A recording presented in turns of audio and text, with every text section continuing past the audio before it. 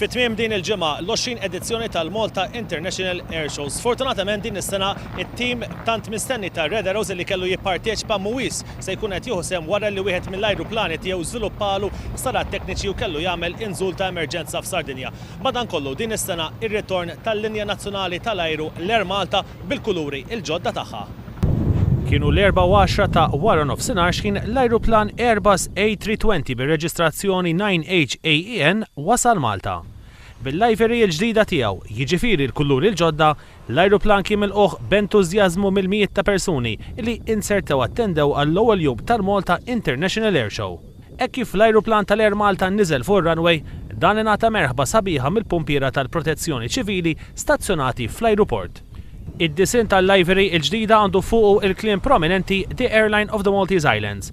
Disin li skont dawk li ħadu ħsieb ir-rebranding tal-Airmalta illi sewa ma' €2 miljun jirrifletti il-karatteristiċi uniċi tal-Gżejjer Maltin, il-wirt ta' pajjiżna, il-kuluri, il-kultura, is-simboli, l-ospitalità u l-lingwa tagħna.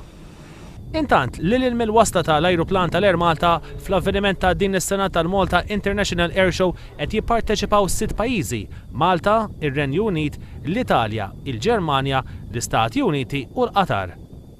Bl-attrazzjonijiet huma l-Spitfire li jintuża tul it-tieni gwerra dinjija, it-Typhoons u t-Tornadoes tar-Royal Air Force.